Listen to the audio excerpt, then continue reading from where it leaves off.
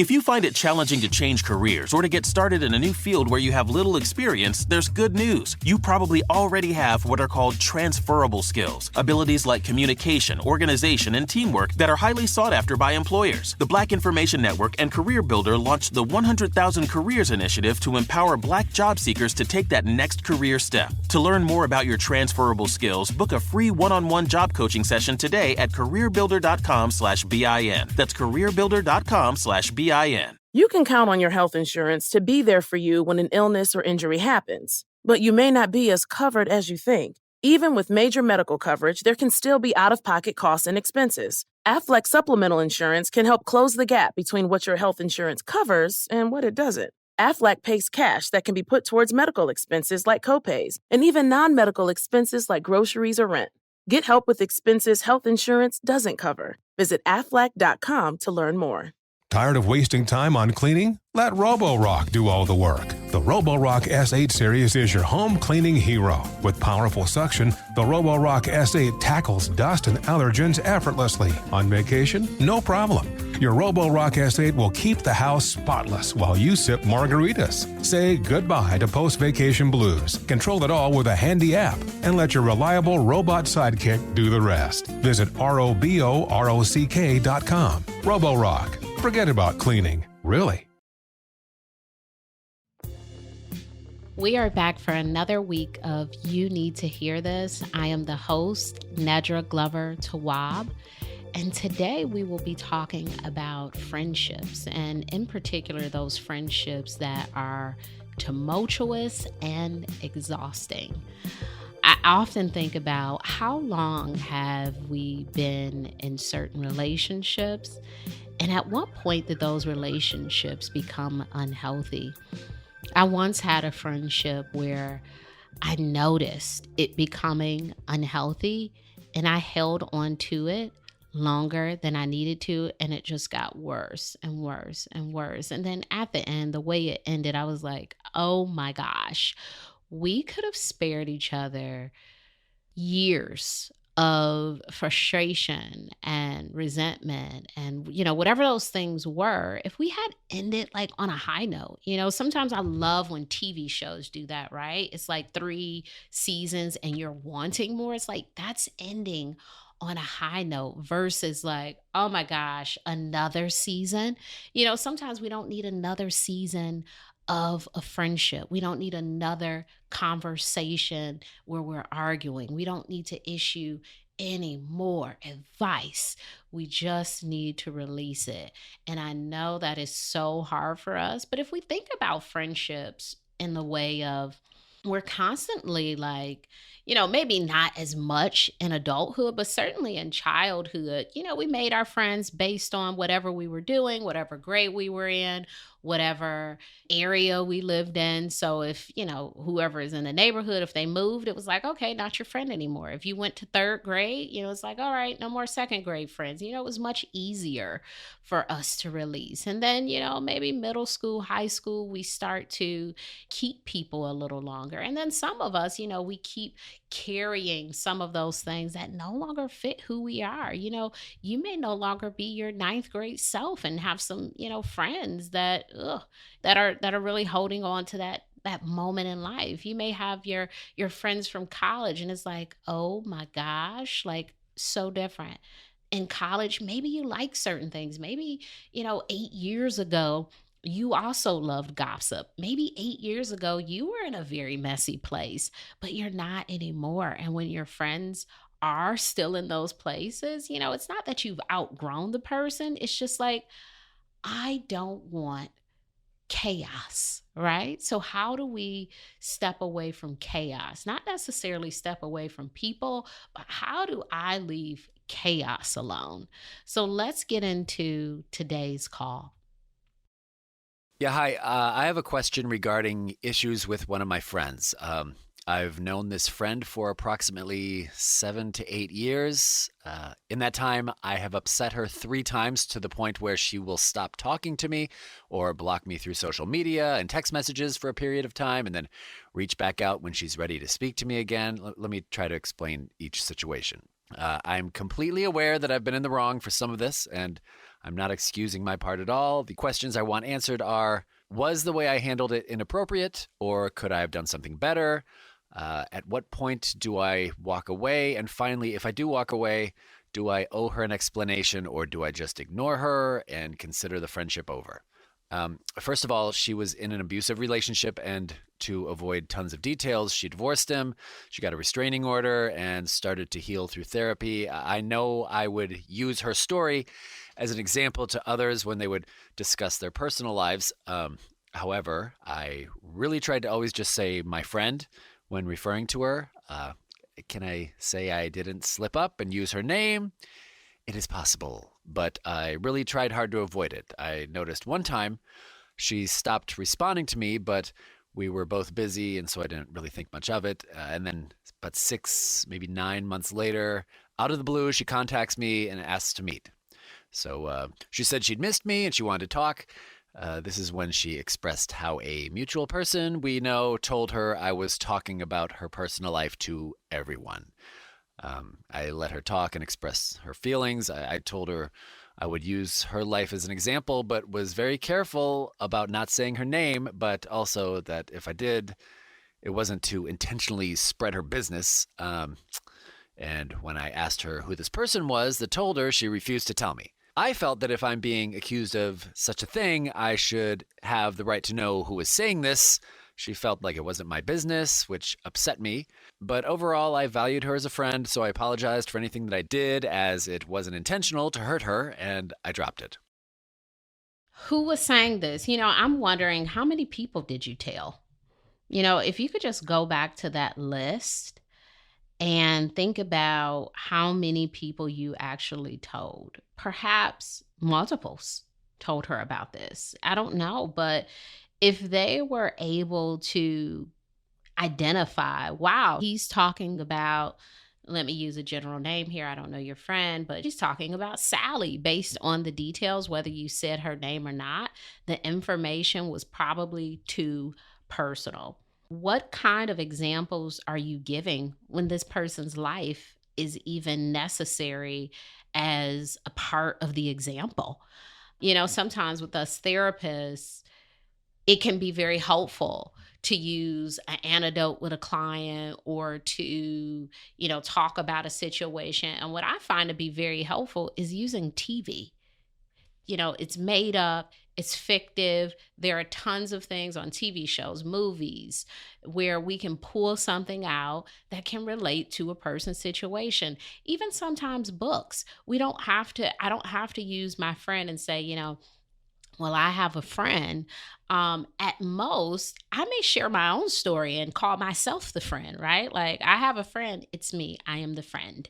I have a friend who, or I know of a person, but let that story be about you and maybe not your actual friend who, these other people are acquainted with. So, is it appropriate the way she responded? It certainly sounds like she was hurt. There was some inappropriate behavior on your side, which you certainly recognize. And although it wasn't your intention to hurt her, it certainly was hurtful. So, it's good that you apologized. And I hope that there was a lesson learned here, that what's said to you by someone is literally said to you by someone and should not be repeated. And again, if you want to use some examples, there's TVs, book, magazines, all sorts of things where you can pull some examples from, and not these real life experiences where people are able to quickly tie, oh my gosh, she is talking about Tanisha. You don't want that sort of situation. It can get really messy.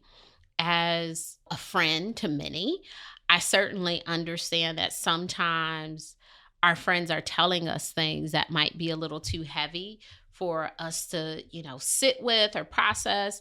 That's a great way to, maybe bring in a therapist and talk about this stuff. Your therapist certainly won't tell your friend, like, if you're like, oh my gosh, I have this heavy stuff about her divorce and restraining order and all this stuff, and I have to share it, maybe share it with a therapist. Write it down in your journal.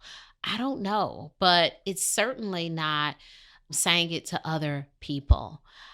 As I'm listening to this, I think about the movie The Best Man, where one of their friends writes a book about actual events that occurred in their friend group, and it causes all of this pandemonium, and it almost ends a friendship, and it certainly builds years of resentment and questions within the friend group, because it's like, this is fictive, and it's like, no, it's absolutely real. Clearly feelings were expressed in some sort of way, and we have to be really careful.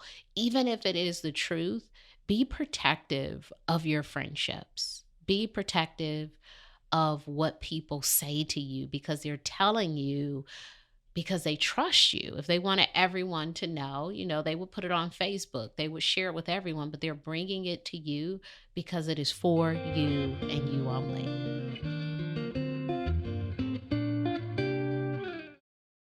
The first step in a successful job hunt is crafting your resume. An effective resume showcases the skills most desired by employers. Be sure your resume highlights important skills like computer competency, technical ability such as programming languages, or management experience. The Black Information Network and Career Builder launched the 100,000 Careers Initiative to empower Black job seekers to take that next career step. To learn more about crafting the perfect resume, book a free one-on-one job coaching session today at careerbuilder.com/BIN. That's careerbuilder.com/BIN. Having your health insurance card in your purse or wallet can be a good feeling. It makes you think, okay, cool. If I get sick or injured, I'm covered. Except you may not be as covered as you think. There could be gaps in your healthcare coverage. It's true. Even with major medical coverage, there can still be out-of-pocket costs and expenses. But that's where Aflac comes in. Aflac is a leader in supplemental insurance. They can help close the gap between what your health insurance covers and what it doesn't. When you're sick or injured, bills can rack up fast. Aflac pays cash that can be put towards medical expenses like copays, and even non-medical expenses like groceries or rent. Look, getting sick or injured can happen, but financial hardship doesn't have to. Get help with expenses health insurance doesn't cover. Visit aflac.com to learn more. It's summertime, and that means trips with the family, but that also means coming home to a dusty, unclean yuck of a mess. But with the new Roborock S8 series robotic cleaner, my dread is dead. It has increased suction power, duo roller brush, and a Viberize mopping system. Awesomeness! It avoids small things in the way and has an easy-to-use app to schedule cleaning times, and has a cute little self-empty docking station. Go to ROBOROCK.com and forget about cleaning. Really. Okay, so the next issue was maybe a year later. She was dating this guy. He didn't treat her horribly, but I felt she deserved better. She was always upset and questioning the relationship. She'd call me repeatedly, crying and upset, or just asking for advice. So to be honest, I was tired of hearing the same thing over and over again and telling her it was best if she moved on, but yet she stayed. So during this time, I started to stop answering texts and messages to meet due to the fact that I didn't want to hear the same problems over and over and over again and give her the same advice that she wasn't going to take. And also, I was really busy during this time. I took a more demanding job. My boys just graduated high school, and I was trying to help them move and start establishing their own lives. And my daughter had a baby, and I had my own relationship. If I couldn't find a time to talk or meet, she would get upset because I was ignoring her, and she felt like I was blowing her off.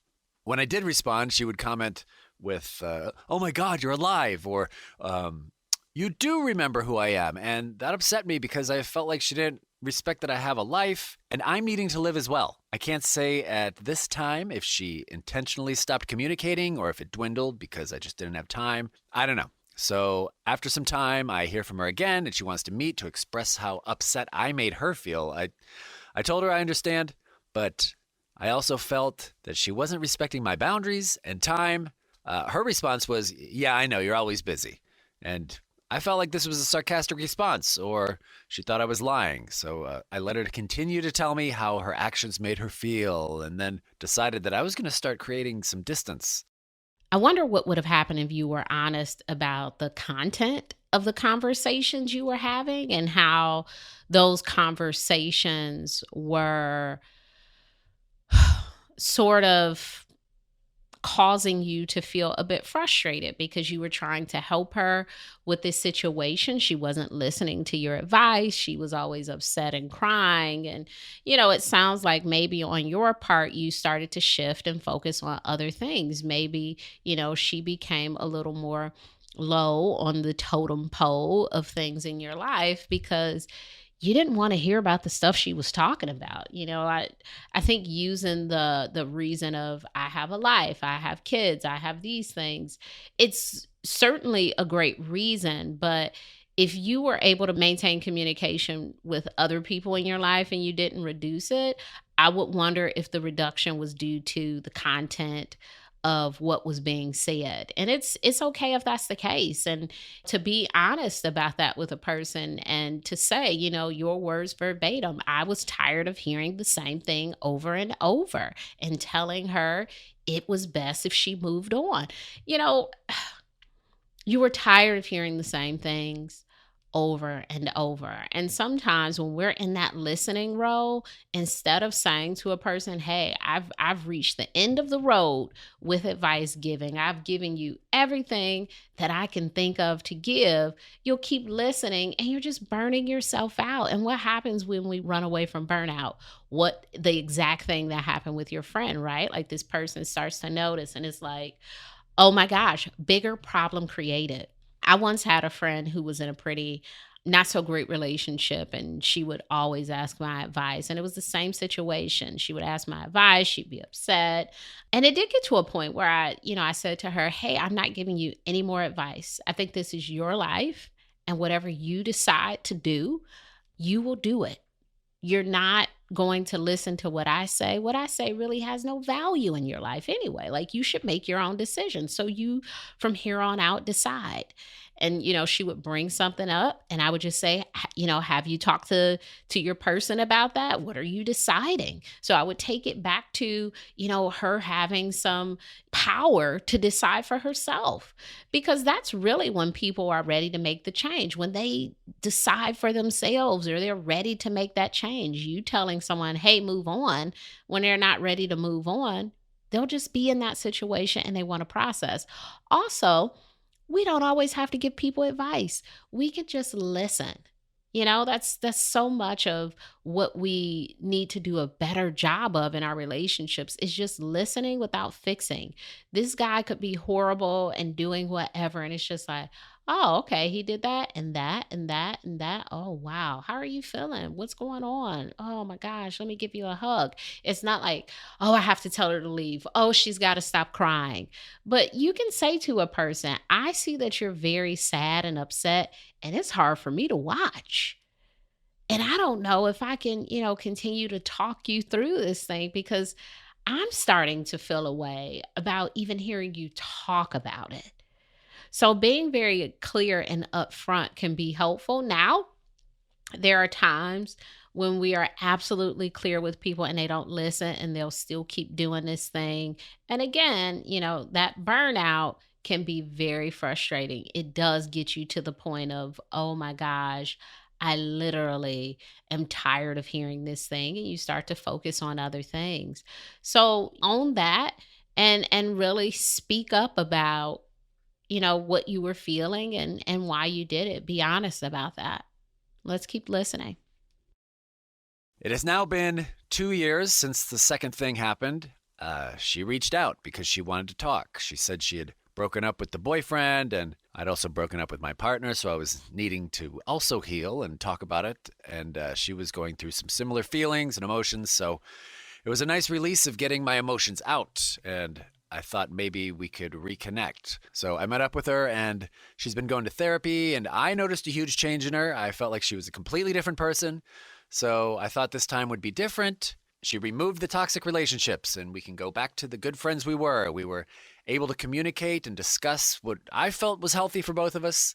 She was accepting and listening and validating my feelings as I did to her. I was traveling out east to visit a friend and I told her that she should come along to release the stresses of work after the breakup. We bought our plane tickets. We booked a hotel. We started planning some fun things to do while I was there. So fast forward to 2 months ago, I get a message that says, I don't want to be the third wheel. If you're going to hang out with your friend the whole time, I don't want to go. I explained that this would be lunch or dinner or once or twice, or possibly part of a day. And I'd make sure to make her feel included during that time. And she said, okay. So then I get a message maybe a week later that says she has this expense and we can only do free stuff and can't eat out, and we'd have to buy food at the grocery store and eat at the hotel. And so now I'm angry. This is my vacation that I included her on, and she was trying to dictate the itinerary because she didn't have money now. So I sent her a couple of solutions and ideas to her expense problem, hoping to help her. And I said, we need to discuss the trip because maybe we have to cancel. And she would set up 2 or 3 times to meet, but always canceled because she was busy. And finally, she sends me a text message saying she was going to cancel the trip and said she emailed me the confirmation of flights being canceled. Since we went with economy, they issued a voucher, and I rescheduled my flight using the voucher and sent her an email and a text and a Facebook message saying that I used the voucher and let me know when I can stop by to drop off the money I owe. I have not heard from her since the message saying she canceled. I'm assuming I upset her somehow and I'm blocked again. I don't know.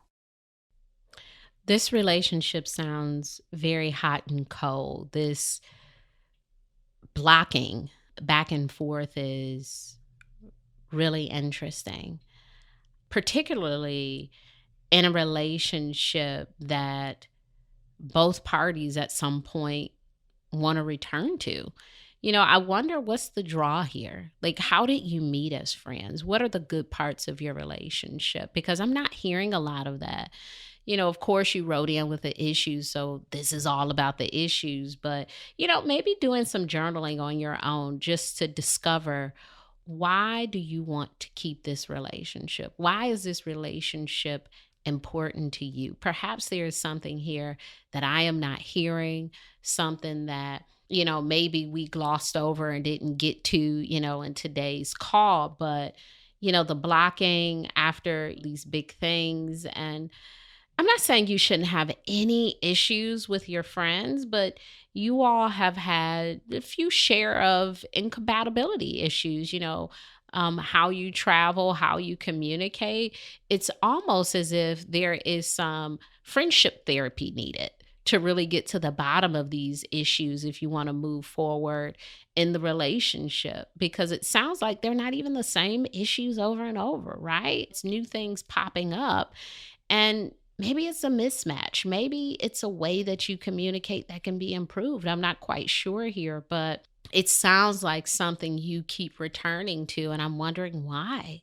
If you're blocked right now, what happens in the future when she reaches out again? Will you go back? Will you continue this cycle of we're gone along well, then we have this issue and I'm blocked. Do you want to stay in that pattern of events in your relationship, or do you want to, maybe move away from it and say, this friendship was great while it lasted? I don't know. The blocking to me sounds like an inability to communicate, I'm mad or I'm upset. And so my communication of that is just blocking you, not really processing or talking about the issue. And I wonder, how do you even talk about the issues? Is it helpful the way that you talk about them? Do you all come to some sort of resolution?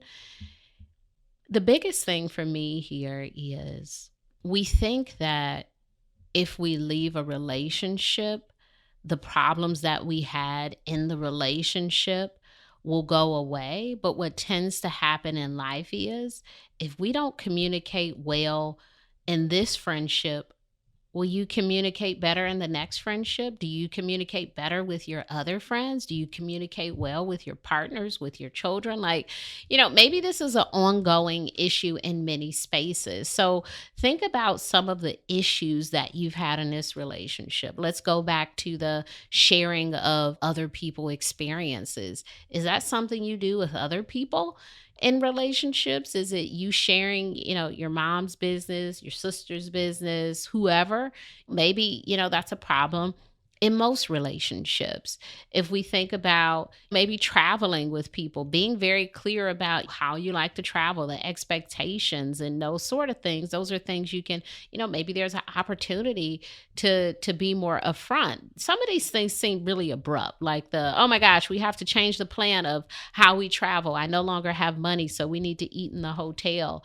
I think some of these things are on both sides. It's not all you in this relationship. There have been, some issues on both sides, but I would really think deeply about what things that I contribute that I may need to work on in future relationships. Perhaps when people are, sharing stories with me, my go-to may not need to be, you need to leave the relationship or this is what you should do. Maybe I should just say, that sounds really hard for you. Oh gosh, I could tell you're upset. Those are relationship skills you can apply in any sort of relationship. It may not need to be this relationship, but, you'll have to decide if this is something you want to revisit in the future. Let's listen to the final points in this caller's issue.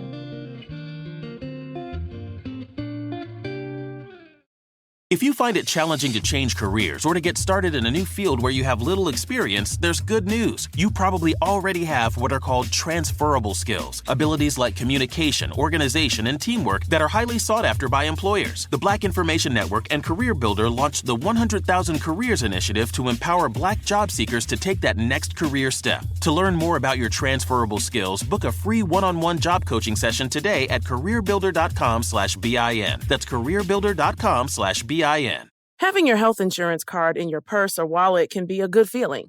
It makes you think, okay, cool. If I get sick or injured, I'm covered. Except you may not be as covered as you think. There could be gaps in your healthcare coverage. It's true. Even with major medical coverage, there can still be out-of-pocket costs and expenses. But that's where Aflac comes in. Aflac is a leader in supplemental insurance. They can help close the gap between what your health insurance covers and what it doesn't. When you're sick or injured, bills can rack up fast. Aflac pays cash that can be put towards medical expenses like copays, and even non-medical expenses like groceries or rent. Look, getting sick or injured can happen, but financial hardship doesn't have to. Get help with expenses health insurance doesn't cover. Visit aflac.com to learn more. Tired of wasting time on cleaning? Let Roborock do all the work. The Roborock S8 series is your home cleaning hero. With powerful suction, the Roborock S8 tackles dust and allergens effortlessly. On vacation? No problem. Your Roborock S8 will keep the house spotless while you sip margaritas. Say goodbye to post-vacation blues. Control it all with a handy app and let your reliable robot sidekick do the rest. Visit ROBOROCK.com. Roborock. Forget about cleaning. Really. I'm at the point where she is an exhausting friend who requires too much. I'm pretty sure I didn't want to continue this friendship, but aware that with her patterns, she will reach out again. I don't want to get sucked back in to this cycle as I feel she thinks everything is deserved. And if that's her perspective, I'm okay with that. However, I don't feel she gives me the same. So how do I respond to her, or what should I do if and when she contacts me again? I obviously want to give her the money I owe her, but other than that, when I see her, how do I handle this situation? You can give her the money, via Cash App, via PayPal, via a check in the mail. There are so many ways to give her this money. You do not need to place it in her hand. So I would get really creative around how to give her her money back. I don't know. Maybe you send that with a note just saying like, I wanted to do the right thing and return your money to you. Here's your $150 or whatever it is, So you can give her money back. You don't need to be in contact with her to do that. I do wonder in the future when she reaches out, it doesn't mean that you have to respond to it. It can be really wonderful for her to, maybe say hello or something like that. And that'll be that.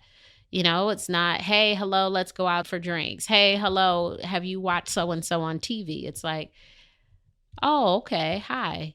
And maybe you need to be very clear and say, I want to get out of this pattern that we have, and I appreciate you reaching out, and I hope you're doing well. that could be it. You really get to decide how you want to respond to it if you don't want to continue in the relationship. And the only way it continues is if you agree to it. You need to hear this. Sometimes we need to ask ourselves, do I want the same thing in the future? And that's really based off of what we've received in the past in some of our relationships. Not everything improves. Sometimes we just get more of what we already experienced. So time does not change people. And sometimes even these blow-ups doesn't change people. It just brings them back to us in the same way they left us. So if you really want something to change, something has to be different. Something has to be different with us, or it needs to be different with the other person. You Need to Hear This is an iHeart production hosted by me, Nedra Glover Tawwab. Our executive producer is Joelle Monique. Our senior producer and editor is Mia Dawn Taylor. Send us a voice memo with your questions about boundaries and relationships at youneedtohearthis@iheartmedia.com. I'm really interested in people who want to talk more about frenemies, postpartum, and father-son relationships. If you are having any challenges in those areas, or you're looking to process something in those areas, please send us a voice note or write a letter, and I would love to talk through those issues with you on You Need to Hear This. The first step in a successful job hunt is crafting your resume. An effective resume showcases the skills most desired by employers. Be sure your resume highlights important skills like computer competency, technical ability such as programming languages, or management experience. The Black Information Network and Career Builder launched the 100,000 Careers Initiative to empower Black job seekers to take that next career step. To learn more about crafting the perfect resume, book a free one-on-one job coaching session today at careerbuilder.com/BIN. That's careerbuilder.com/BIN. It's summertime, and that means trips with the family, but that also means coming home to a dusty, unclean yuck of a mess. But with the new Roborock S8 series robotic cleaner, my dread is dead. It has increased suction power, duo roller brush, and a Viberize mopping system. Awesomeness! It avoids small things in the way and has an easy-to-use app to schedule cleaning times, and has a cute little self-empty docking station. Go to ROBOROCK.com and forget about cleaning. Really. The Rolling Stones were rock royalty, and to America they came to receive their crowns. iHeartRadio's new podcast, Stones Touring Party, puts you at the epicenter, featuring never-before-heard archival interviews with the band members themselves. The only way to do a tour like that is to be as high as you can be. Drugs, road burn, madness. The Stones become the world's greatest rock and roll band on the 1972 tour. My name's Jordan Runtagh. Listen to Stones Touring Party on the iHeartRadio app, Apple Podcasts, or wherever you get your favorite shows. You get your favorite shows. You get your favorite shows. You get your favorite shows.